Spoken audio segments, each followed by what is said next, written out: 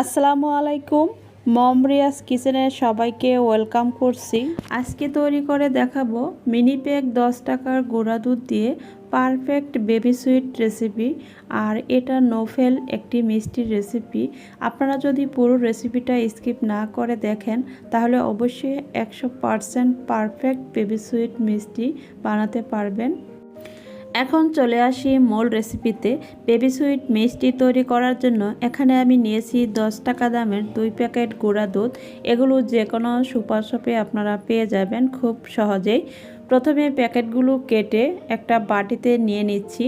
এরপর দিয়ে দিচ্ছি 1/4 কাপের পরিমাণ ময়দা, হাফ চা চামচ দিয়ে দিচ্ছি বেকিং সোডা। অবশ্যই এখানে বেকিং সোডা ব্যবহার করবেন, বেকিং পাউডার ব্যবহার করবেন না, তাহলে মিষ্টিটা কিন্তু ভালো হবে না।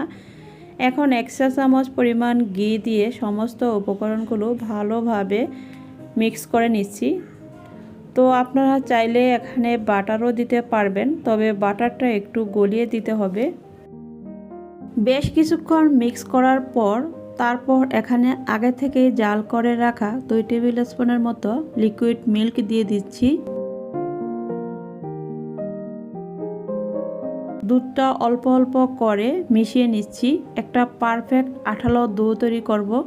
পারফেক্ট আঠালো দো তৈরি করলে কিন্তু পারফেক্ট একটা বেবি সুইট মিষ্টি তৈরি করা যাবে। আর দোটা আঠালো দেখে ভয় পাওয়ার কোনো কারণ নেই, তবে দুধের পরিমাণ কম বেশি লাগতেই পারে। একটা জিনিস লক্ষ্য রাখবেন, দোটা যেন একদম পারফেক্ট আঠালো হয়, হাতে লেগে যায় দোটা তৈরি করার সময়। দোটা তৈরি করার পর এখন আমি এটা 5 মিনিটের জন্য রেস্টে রেখে দেব। ফিরে এলাম 5 মিনিট পর। 5 মিনিট পর দোটার আঠালো ভাবটা চলে গেছে, এটা আর হাত লেগে আসছে না। এখন মিষ্টিগুলো শেপ দিয়ে নিব। হাতে একটু ঘি মেখে তারপর আমি আমার পছন্দ অনুযায়ী মিষ্টির শেপ দিয়ে নিচ্ছি। আপনারা চাইলে আপনাদের পছন্দ অনুযায়ী এটা গোলও শেপ দিতে পারেন, তবে মিষ্টির স্বাদ কিন্তু একই থাকবে, দেখতে হয়তো ভিন্ন লাগবে। তো আমি সবগুলো মিষ্টি লম্বাটে করে শেপ দিয়ে নিচ্ছি। মিষ্টিগুলো যখন আপনারা তৈরি করবেন অবশ্যই ছোট করে তৈরি করার চেষ্টা করবেন, এটা ফুলে কিন্তু ডাবল হয়ে যাবে।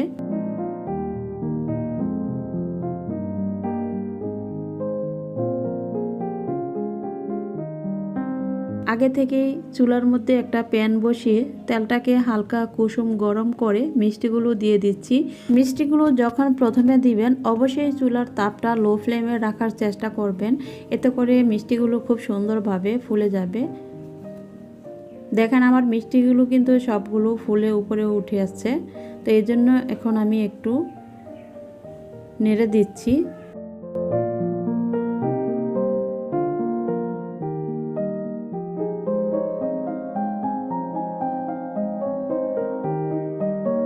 মিষ্টিগুলো ফুলে যাওয়ার পর এখান থেকে আমি কিছু মিষ্টি উঠিয়ে নিচ্ছি, যেহেতু আমি একই দো দিয়ে 3 কালারের মিষ্টি তৈরি করব। তারপর চুলাটা মিডিয়াম হিটে রেখে অনবরত নেড়ে মিষ্টিগুলোকে আমি একটু ব্রাউন কালার করে নিচ্ছি। মিষ্টিগুলো যখন একটু ব্রাউন কালার হয়ে যাচ্ছে এখান থেকেও আমি কিছু মিষ্টি উঠিয়ে নিচ্ছি। তারপর মিষ্টিগুলো মিডিয়াম হিটে রেখে অনবরত নেড়ে খুব সুন্দরভাবে যখন পুরো কালারটা চলে আসছে, তো এখানে একটা জিনিস লক্ষ্য রাখতে হবে, মিষ্টিগুলো যখন ভাজবেন বেশি কালার করা যাবে না, তাহলে কিন্তু মিষ্টি শিরায় দিলে মিষ্টিটা তেতো হয়ে যাবে, খেতে আর ভালো লাগবে না। যে কালারটা করে আমি এখানে ভেজেছি আপনারা দেখেই বুঝতে পারছেন।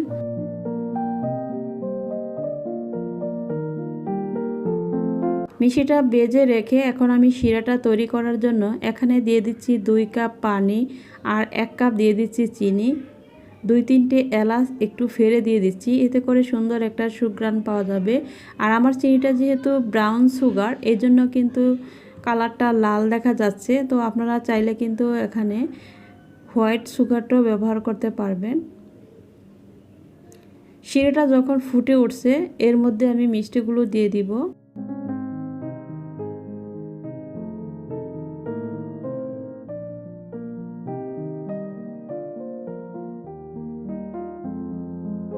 এখানে কিন্তু আমার 4 কালারের মিষ্টি হয়ে গিয়েছিল। আমি প্রথমে বলছি যে 3 কালারের, কিন্তু 4 কালারের মিষ্টি হয়ে গিয়েছে। প্রথম আমার মাঝখানে একটু স্কিপ হয়ে গিয়েছিল, যেটা লাল ব্রাউন কালার ছিল, তার জন্য আই এম রিয়েলি সরি। তো আপনারা চাইলে কিন্তু আপনাদের পছন্দ অনুযায়ী মিষ্টিটা তৈরি করতে পারবেন। জাস্ট আমি 5 মিনিট জাল করার পর চুলাটা বন্ধ করে দিয়ে মিষ্টিটা ঠান্ডা হতে দিয়েছি। মিষ্টিগুলো যখন ঠান্ডা হবে বাকি শিরাটা কিন্তু মিষ্টির মধ্যে ঢুকে যাবে আর মিষ্টিটা খুবই রসালো হবে, খেতে অসম্ভব মজার হবে। তো আমার আজকের রেসিপিটা তৈরি করার পর আপনাদের কাছে কেমন লেগেছে অবশ্যই কমেন্ট বক্সে কমেন্টের মাধ্যমে জানাবেন। আর এটা যখন বাসায় তৈরি করবেন তখনই বুঝতে পারবেন যে কতটা পারফেক্টভাবে আপনারা বাসায় খুব সহজে মিষ্টিটা তৈরি করতে পারবেন। তো আমার বাচ্চারা কিন্তু ভীষণ পছন্দ করেছে এই মিষ্টিগুলো। আপনারা চাইলে 3, 4, 5 যার যতটুকু ইচ্ছা কালার করে মিষ্টিগুলো উঠিয়ে নিয়ে তারপর তৈরি করতে পারবেন। আর মিষ্টিটা যখন তৈরি করবেন অবশ্যই একদম আমার থেকে ছোট তৈরি করার চেষ্টা করবেন, যেহেতু মিষ্টিটা ফুলে ডাবল হয়ে যায়। এজন্য আমি চাইলে কিন্তু মিষ্টির সাইজটা আরেকটু ছোট করে তারপরে অনেকগুলো মিষ্টি বেড়ে যেত আর দেখতেও কিন্তু অনেক বেশি ভালো লাগতো। তো আমি যেহেতু বাসায় বাচ্চাদেরকে দিব এজন্য আর বেশি ছোট করছি না। তো এটা খুবই রসালো হয়েছে আর খেতে অসম্ভব মজার হয়েছিল। আপনারা একবার হলো বাসায় ট্রাই করবেন, দেখবেন অবশ্যই পারফেক্ট মিষ্টি বাসায় তৈরি করতে পারবেন। বাচ্চাদেরকে আর বাহির থেকে কিনে এনে খাওয়াতে হবে না।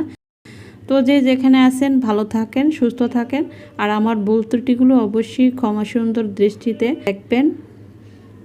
আজকের মতো এখানেই বিদায় নিচ্ছি। আল্লাহ হাফিজ।